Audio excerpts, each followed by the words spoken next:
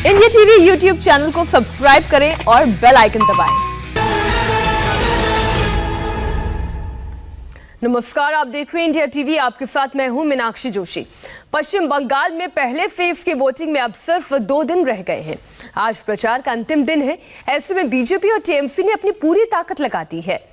बंगाल के सियासी मैदान में आज बीजेपी की तरफ से अमित शाह, योगी आदित्यनाथ, राजनाथ सिंह और मिथुन चक्रवर्ती जैसे दिग्गज प्रचार के लिए उतर रहे हैं, तो टीएमसी की तरफ से बुआ भतीजे की जोड़ी ने मोर्चा संभाल रखा है। पहले फेज की वोटिंग से पहले सबसे बड़ा सवाल ये कि पश्चिम बंगाल के वोटर के मन में आखिर क्या है। इसका क्लियर ट्रेंड आ गया है। हमने बंगाल से आए सभी ओपिनियन पोल का बारीकी से विश्लेषण किया और एक बात साफ नजर आती है कि बीजेपी और टीएमसी के बीच नजदीकी मुकाबला है। हमने बंगाल के 3 महीने के ट्रेंड की एक पूरी रिपोर्ट तैयार की है। आप ये रिपोर्ट देखिए। बंगाल का महा ओपिनियन पोल। क्या है बंगाल की जनता का मूड? बंगाल में लहर या चुनाव फंसा है? कौन बनाएगा बंगाल में सरकार? 2 मई को पश्चिम बंगाल में कौन मनाएगा जश्न और किसका बोरिया बिस्तर पैक होगा? इंतजार खत्म हुआ। बंगाल चुनाव में किस पार्टी की हवा है, किसकी लहर है, किसकी फेस वैल्यू सबसे ज्यादा है? इलेक्शन ट्रेंड मिल चुका है। बंगाल की जनता के मन में क्या है, ये जानने के लिए हमने दिसंबर से लेकर अब तक के जितने भी ओपिनियन पोल आए हैं उनका विश्लेषण किया। एक तरह से कह सकते हैं कि ये 3 महीने का रिपोर्ट कार्ड है। प्रधानमंत्री मोदी के रैलियों का क्या असर पड़ा है जनता पर, और साथ ही नंदीग्राम में ममता बनर्जी को चोट लगने के बाद इस इलेक्शन ने कितना टर्न किया है। एक एक करके सभी पोल के रिजल्ट हम आप तक पहुंचाएंगे सिलसिलेवार ढंग से। बंगाल की डायरेक्ट फाइट बीजेपी और टीएमसी के बीच दिख रही है। बुधवार को कांथी में प्रधानमंत्री नरेंद्र मोदी की रैली हुई है, तो बांकुड़ा में ममता बनर्जी व्हील चेयर पर दनादन रैलियां करती नजर आई। बंगाल को लेकर दिसंबर से मार्च तक 5 बड़े ओपिनियन पोल हुए हैं। इनके अनुमानों का जब औसत निकाला गया तब जाकर तैयार हुआ महा ओपिनियन पोल। इसके मुताबिक बीजेपी को 143, तृणमूल को 132, लेफ्ट प्लस को 19 सीट मिलने का अनुमान है। महा ओपिनियन पोल से निकली 5 बड़ी हेडलाइन देख लीजिए। नंबर 1, बंगाल में किसी को बहुमत नहीं है। बीजेपी जादुई आंकड़े 148 के करीब है। नंबर 2, ममता की पार्टी तृणमूल को बीजेपी से तगड़ी टक्कर मिल रही है। नंबर 3, सीएम बनने के लिए ममता बंगाल की पहली पसंद है। नंबर 4, लेफ्ट और कांग्रेस का चांस दूर दूर तक नहीं है। और नंबर 5, फुरफुरा शरीफ के पीरजादा अब्बास सिद्दीकी को वोटरों ने लगभग नकार दिया है। बंगाल के चुनावी अखाड़े में उतरते ही प्रधानमंत्री नरेंद्र मोदी ने बंगाल चुनाव को आमने सामने की जंग बना दिया। डायरेक्ट फाइट ममता बनर्जी से कर दी। तीसरे मोर्चे के लिए कोई गुंजाइश ही नहीं छोड़ी। नरेंद्र मोदी ने इसे ममता एंड भतीजा वर्सेस डबल इंजन वाला मुकाबला बना दिया। सबसे पहले आपको पीपल्स पल्स एजेंसी का सर्वे दिखाते हैं। इस एजेंसी ने पिछले 3 महीने से बंगाल के हर एक सीट का मूड जाना है, और इस एजेंसी ने यानी कि पीपल्स पल्स ने रीजन के आधार पर अपना एनालिसिस किया है। लेकिन प्रधानमंत्री मोदी जब चुनावी मैदान में नहीं उतरे थे और दिसंबर में जब चुनाव का ऐलान भी नहीं हुआ था, तब बंगाल की जनता का क्या मूड था, इसे भी आप समझिए। पीपल्स पल्स बिहार में सटीक अनुमान दे चुकी है। अब बंगाल में भी उसने अपने ट्रेंड्स दे दिए हैं। पीपल्स पल्स ने बंगाल को 5 रीजन में बांटकर 294 सीट पर अपने अनुमान बताए हैं। दक्षिण बंगाल में सबसे ज्यादा 126 सीटें हैं। इसमें कोलकाता, हुगली, हावड़ा, उत्तर 24 परगना, दक्षिण 24 परगना, पूर्वी मिदनापुर जिले आते हैं। जंगल महल रीजन में 42 सीटें हैं। इसमें पुरुलिया, बांकुड़ा, झारग्राम, पश्चिमी मिदनापुर जिले हैं। मध्य बंगाल में 49 सीटें पड़ती हैं। इनमें आने वाले जिले हैं बीरभूम, पश्चिमी बर्धमान, पूर्वी बर्धमान, नदिया। ग्रेटर मालदा क्षेत्र में 49 सीटें हैं और मालदा, मुर्शिदाबाद, उत्तर दिनाजपुर, दक्षिण दिनाजपुर जिले हैं। जबकि उत्तर बंगाल में 28 सीटें हैं और इसके जिले हैं दार्जिलिंग, कालिम्पोंग, जलपाईगुड़ी, अलीपुरद्वार, कूच बिहार।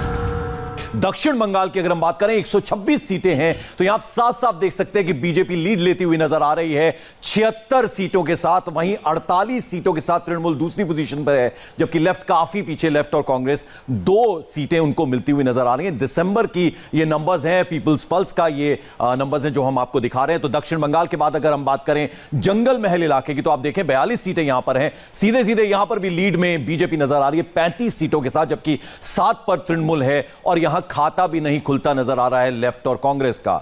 ये हम 2 जगहों के बारे में हमने आपको बताया। जंगल महल के बाद अब तीसरा जो इलाका है वो मध्य बंगाल यानी सेंट्रल बंगाल का इलाका है। 49 सीटें हैं। यहां पर भी आप देखें तो बीजेपी 34 सीट्स के साथ एकदम लीड बनाए हुए नजर आ रही है और 14 के साथ तृणमूल कांग्रेस दूसरी पोजीशन पर है, जबकि लेफ्ट जो है, लेफ्ट कांग्रेस प्लस जो है, वो 1 सीट के साथ तीसरे नंबर पर है। सीधे सीधे इन तीनों जगह की अगर हमने बात करी तो बीजेपी लीड लेती हुई नजर आ रही है। ग्रेटर मालदा की बात करें 49 सीटें यहां पर भी हैं और इधर अगर आप देखें तो इधर तृणमूल को लीड मिलती नजर आ रही है 23 सीटों के साथ, जबकि 14 बीजेपी के पास हैं और लेफ्ट प्लस के पास 12 सीटें नजर आ रही हैं। हालांकि ये बता रहे हैं हम आपको कि दिसंबर के ये नंबर्स हैं। नॉर्थ बंगाल की पोजीशन 28 सीटें यहां पर हैं। इधर भी 24 सीटें जो हैं वो बीजेपी को जाती हुई नजर आ रही हैं, जबकि 3 सीटें तृणमूल कांग्रेस को और लेफ्ट कांग्रेस को 1 सीट मिलती हुई नजर आ रही है। यानी 28 सीटों का लेखा जोखा हम आपको बता रहे हैं। बार बार हम आपको बता रहे हैं कि दिसंबर के नंबर्स हैं। पीपल्स पल्स के सर्वे के मुताबिक 294 सीटों पर बीजेपी को पूर्ण बहुमत मिल रहा है। बीजेपी को 183, तृणमूल को 95 और लेफ्ट प्लस को 16 सीट मिलने का अनुमान है। पीपल्स पल्स के मुताबिक सबसे ज्यादा चौंकाने वाला अनुमान साउथ बंगाल का है, जहां बीजेपी को 76 सीटें मिलती दिख रही हैं। चुनाव विश्लेषक सज्जन कुमार ने इसकी बड़ी वजह ये बताई। 2019 के बाद बीजेपी का प्रदर्शन दक्षिण बंगाल में और बेहतर हुआ। लोगों में परिवर्तन को लेकर सेंटिमेंट बढ़ा है। दक्षिण बंगाल में हिंदी भाषी वोटर बढ़ चढ़कर बीजेपी का साथ दे रहे हैं, जबकि अपर कास्ट बंगाली हिंदू और मुसलमान ममता के साथ हैं। मध्य बंगाल में यूथ भ्रष्टाचार और कट मनी से परेशान था, वो बीजेपी की तरफ मुड़ा।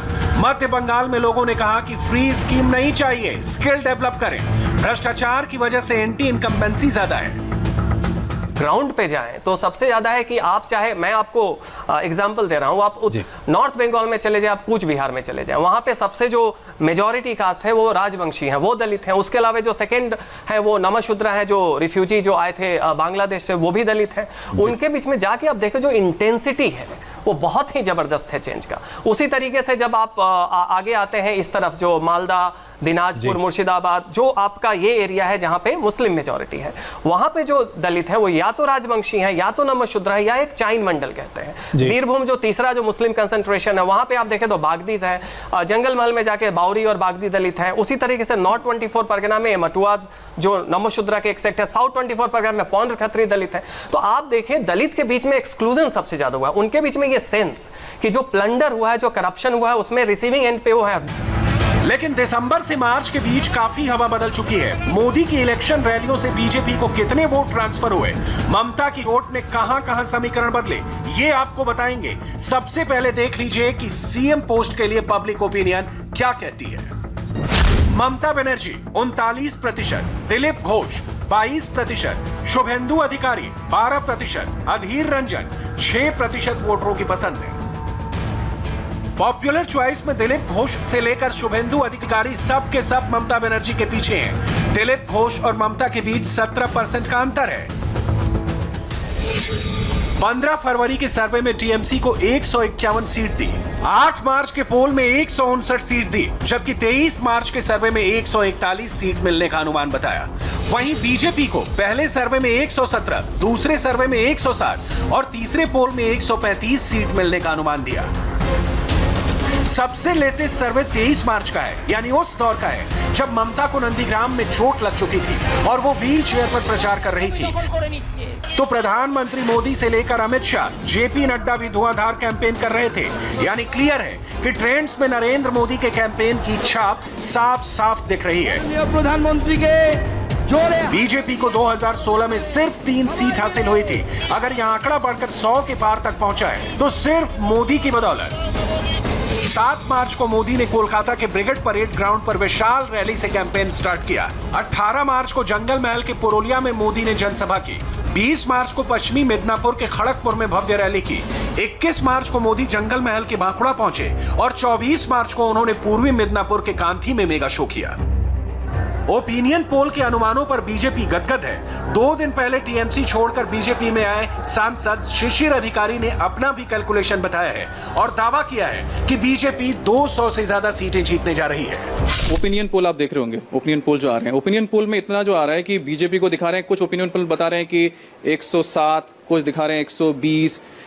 आपका आकलन क्या कहता है? आपने अगर आकलन किया होगा तो कितने सीटें आएंगी? 200 से ज्यादा। अब देखिए क्या ओपिनियन पर पोल क्या बोलता है वो हम नहीं जानता।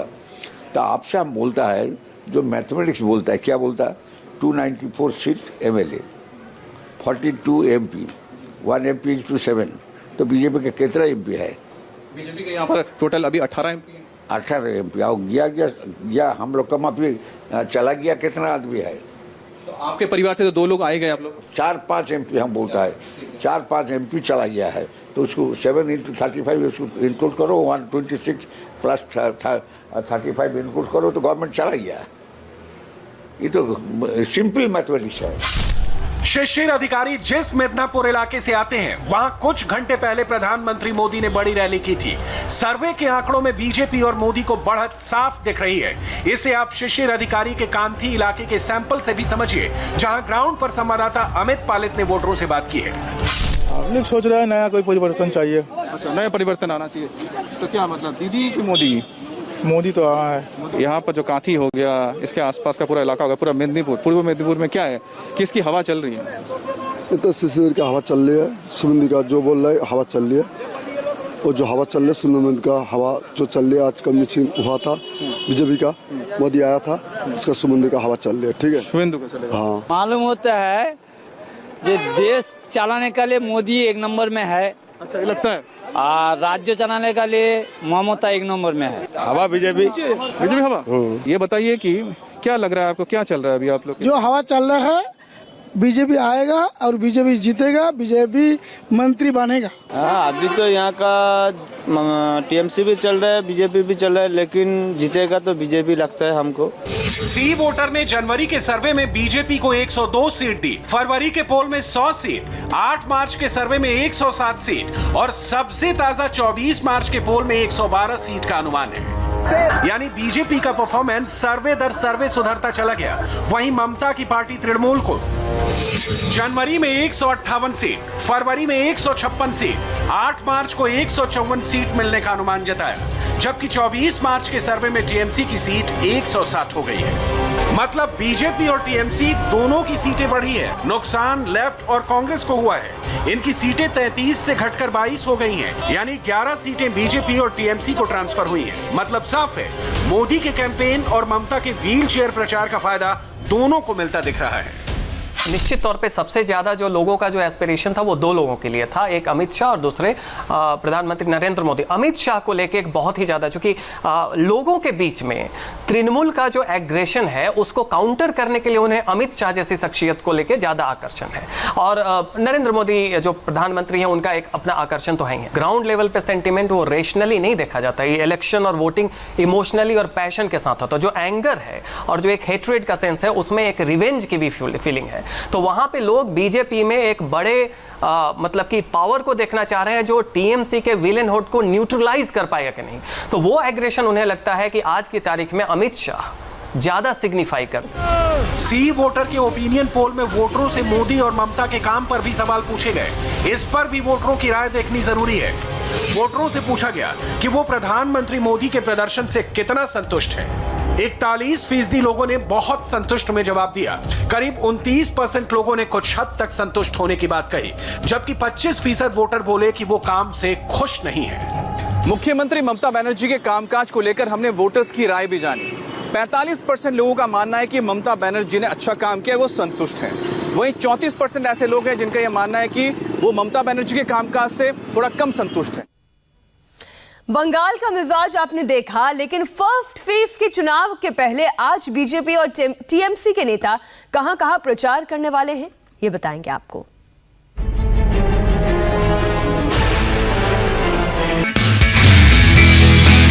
नमस्ते, मैं हूं मीनाक्षी जोशी। वीडियो और खबरों से अपडेट रहने के लिए India TV YouTube channel subscribe करें, बेल आइकन दबाना ना भूलें। जुड़े रहें इंडिया टीवी के साथ।